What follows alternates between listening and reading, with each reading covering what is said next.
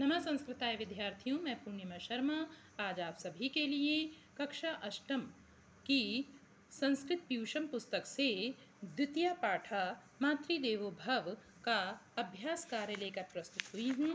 इससे पहले की वीडियो में आपको इस पाठ का अर्थ और इसका वाचन करा दिया गया था। आशा है आपने उससे अवश्य ही लाभ लिया होगा। तो प्रारंभ करते हैं अभ्यास कार्य। पहला प्रश्न है उच्चारणम कुरुत पुस्तिकायां च लिखत। उच्चारण करो और पुस्तिका में लिखो। क्रीडनार्थम वृद्धो सेविना क्रीडितुम अपृच्छत दुखितो अभवत अभिवादनशीलस्य। प्रश्न नंबर 2 है एक पदेन उत्तरत। सतीशस्य जननी केन पीड़िता आसीत। सतीश की माता किससे पीड़ित थी। तो एक ही शब्द में आपको उत्तर देना है। तो हम लिखेंगे ज्वरेण। जैसे केन में तृतीय विभक्ति एक वचन लगा है, ऐसे ही यहाँ पर भी तृतीय विभक्ति एक वचन लगेगा। जो आपका प्रश्न में विभक्ति और वचन लगेगा वही आपका उत्तर में भी विभक्ति और वचन लगेगा। दूसरा है मुकुलः कस्य मित्रम अस्ति। मुकुल किसका मित्र है। सतीशस्य। कस्य षष्ठी विभक्ति एक वचन का है। देखिए षष्ठी विभक्ति एक वचन का ही यहाँ प्रयोग किया गया है सतीशस्य। कहा दुखितो अभवत। कौन दुखी हुआ। कहा प्रथमा विभक्ति एक वचन का रूप है, तो यहाँ भी प्रथमा विभक्ति एक वचन का ही प्रयोग किया गया है मुकुलः। अगला है कहा वैद्यम आनयत। कौन वैद्य को ले आया। देखिए यहाँ पर भी प्रथमा विभक्ति एक वचन का प्रयोग है, तो सतीशः जैसे बालकः रामः इस तरह से रूप बनते हैं, ऐसे ही सतीशः। सतीश क्योंकि किसी बच्चे का नाम है जैसे, तो सतीशः प्रथमा विभक्ति एक वचन का प्रयोग किया गया है। अब आगे देखते हैं प्रश्न नंबर 3। कह का, यह है पुल्लिंग में और ये है का स्त्रीलिंग में। उक्तवान उक्तवती। उक्तवान जो है आपका पुल्लिंग में है और उक्तवती स्त्रीलिंग में है।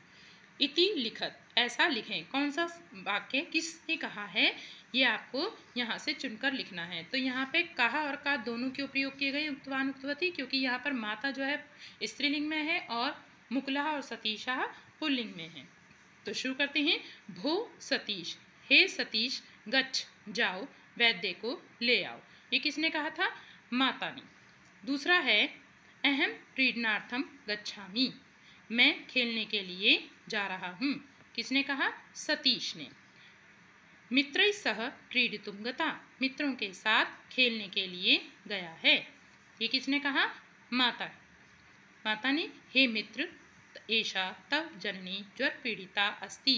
हे मित्र यह तुम्हारी माता बुखार से पीड़ित है। ज्वर बुखार को कहते हैं। तो किसने कहा, मुकुलः, मुकुल ने। अगला प्रश्न है आपका पूर्ण वाक्येन उत्तरत। मुकुलः सतीशस्य मातरम किम अपृच्छत। अब देखिए यहाँ पर आपको पूर्ण वाक्य में उत्तर देना है। तो यहाँ से देखिए हम प्रश्न से ही इसका आंसर शुरू करेंगे।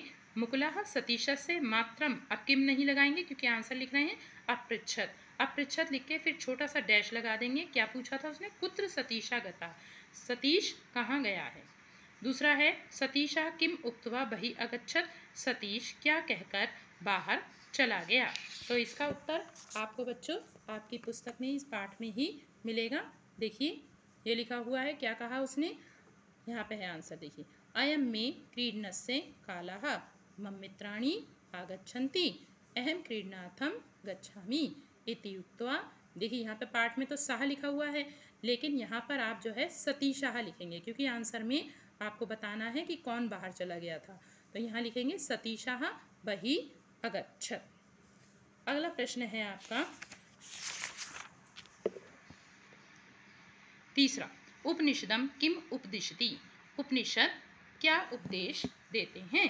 मातृदेवो भव, आंसर है उपनिषद उपदिशति, फिर डैश लगाएंगे छोटा सा, फिर आप लिखेंगे मातृदेवो भव अर्थात माता देवता के समान है। सह सतीशम कुतः आनयत, है सतीश को कहाँ से लाया। तो कौन लाया था, मुकुल, ठीक है। तो वह सतीश को कहाँ से लाया, क्रीडा क्षेत्रात् गृहम, वह सतीश को खेल के मैदान से घर लाया था। तो लिखेंगे सह सतीशम, कुतः की जगह लिखेंगे क्रीडा क्षेत्रात् गृहम, फिर लिखेंगे आनयत। अगला है प्रश्न नंबर 5। प्रश्नानाम उत्तराणि लिखत। प्रश्नों के उत्तर लिखें। पहला है सतीशस्य जननी कदा प्रमुदिता अभवत। सतीश की माता कब प्रसन्न हुई। तो आंसर देखिए, यहाँ पर मैंने लिख रखा है सतीशस्य जननी तदा प्रमुदिता अभवत यदा सतीशः वैद्यम आनयत। दूसरा है आयुर्विद्या यशोबलम कस्य वर्धन्ते। तो इसका आंसर है, देखिए आपका यहाँ पे एक श्लोक दिया हुआ था, यहाँ से शुरू करेंगे। अभिवादनशीलस्य नित्यं वृद्धोपसेविना, और आगे हम प्रश्न से इसे पूरा कर देंगे। आयुर्विद्या यशोबलम वर्धन्ते। फिर अगला प्रश्न है आपका किम श्रुत्वा सतीशा वैद्यम आनयत। क्या सुनकर सतीश वैद्य को ले आया। तो देखिए यहाँ पर आपको आंसर दिया गया है गा नंबर का। क्या सुनकर सतीश वैद्य को ले आया। ये देखिए यहाँ लिखा हुआ है अधुना सत्वरम गच्छ चिकित्सकम च आने इति श्रुत्वा सतीशः वैद्यम आनयत। कि मैंने यहाँ पर निशान भी लगाया हुआ है पांचवें का गा का, ये यहाँ से लेकर यहाँ तक आंसर है। अगला प्रश्न है आपका सतीशः कुत्र अगच्छत। सतीश कहाँ गया। सतीशः क्रीडनार्थम बहि अगच्छत। सतीश खेलने के लिए बाहर गया। अगला प्रश्न है बच्चों प्रश्न नंबर 6। अधोलिखितानि पदानि वाक्य रचनां कुरुत। नीचे लिखे हुए पदों की वाक्य रचना करनी है। आपको वाक्य बनाने हैं। ज्वरेण, एक आपको लिखा हुआ है महेशा, क्या लिखा हुआ है महेशा ज्वरेण पीड़िता। महेश ज्वर से यानी बुखार से पीड़ित था या है। यहाँ पे क्रिया नहीं लगाई गई है, तो आप यहाँ पे आसीत भी लगा सकते हो, अस्ति भी लगा सकते हो, लेकिन संति नहीं लगा सकते क्योंकि महेश एक ही है, एक वचन का प्रयोग कर सकते हो। महेशा ज्वरेण पीड़िता या किसी और का भी नाम यहाँ पर लिख सकते हो। पुल्लिंग में लिखेंगे तो इसी तरह लिखेंगे, यदि स्त्रीलिंग में लिखेंगे तो जैसे रमा लिखे रहे हैं तो रमा ज्वरेण पीड़िता, तब पीड़िता नहीं आएगा, पीड़ित आएगा, तब विसर्ग नहीं आएंगे और विराम आएगा। ठीक है। मित्राणी, इसका वाक्य प्रयोग हमने यहाँ पे लिख दिया है। इसके अलावा भी आप और भी बना सकते हैं। मम मित्राणि आगच्छन्ति, यानी मेरे मित्र आ गए हैं। आगच्छन्ति बहुवचन का प्रयोग किया गया है क्योंकि मित्र बहुत सारे हैं। ताम सह, ताम अपृच्छत, उसने उनसे पूछा। क्रीडा क्षेत्रात् मुकुलः सतीशं क्रीडा क्षेत्रात् गृहम् आनयत्। मुकुल सतीश को खेल के मैदान से घर ले आया। ये यहाँ पर आपको वाक्य प्रयोग दिए हैं। इसके अलावा भी आप कोई वाक्य छोटे छोटे वाक्य बना सकते हैं। अब यहाँ पे बंधु बांधवों के नाम दिए हुए हैं, एक बार हम इन्हें पढ़ लेते हैं। पितामह दादा, पितृव्या चाची, अनुजा छोटा भाई, सहोदरा सगी बहन, जननी माता, भ्रातृजाया भाभी, भागिनेयः भांजा या भगिना,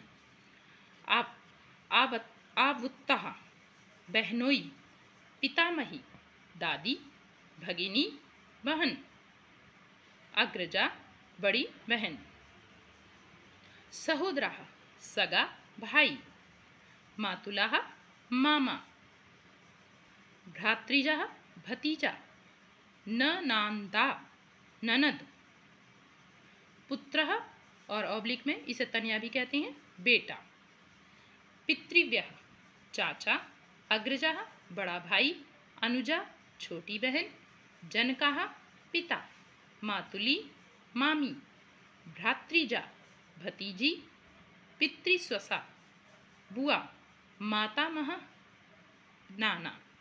अब नीचे यहाँ पर एक आपको सूक्ति भी दी हुई है। सूक्ति का मतलब सुंदर कथन। न गृहम गृहम इत्यायुः, न गृहम गृहम इत्यायुः, गृहिणी गृहम उच्यते। अर्थ क्या है, सूक्ति का अर्थ लिखा हुआ है मैंने यहाँ पर। न गृहम, गृहम मतलब घर, घर को, गृहम इत्याहु, गृहम मतलब घर, घर को घर, ना मतलब नहीं, आहु मतलब कहना, घर को घर नहीं कहा जाता है, गृहिणी को ही गृहम उच्यते घर कहा जाता है। कहने का तात्पर्य यहाँ पर है, अर्थ तो इसका केवल इतना ही है, घर को घर नहीं कहा जाता, गृहिणी को ही घर कहा जाता है। अर्थ तो इस सूक्ति का केवल इतना ही है, लेकिन इसका कहने का तात्पर्य यह है कि जब तक घर में कोई गृहिणी ना हो, ठीक है, तब तक जो है वो घर घर नहीं होता है। देखिए, आपकी मम्मी यदि आपके घर में ना हो तो आपके घर में जो है बहुत सारी अव्यवस्थाएं फैल जाती हैं, है ना। और यदि वह कहीं घर पे ना हो तो घर में आने वाले मेहमान यही कहते हैं कि जब आपकी मम्मी आ जाएंगी तब हम यहाँ पर आएंगे, क्योंकि घर में जो स्वागत करने का कार्य है जो मम्मी के होने से ही होता है, क्योंकि स्वागत में मेहमान के लिए बहुत सारी व्यवस्थाएं होती हैं जो मम्मी के द्वारा की जाती हैं। इसलिए घर वही घर घर कहा जाता है जिसमें गृहिणी होती है। तो आज के लिए इतना ही बच्चों, धन्यवाद।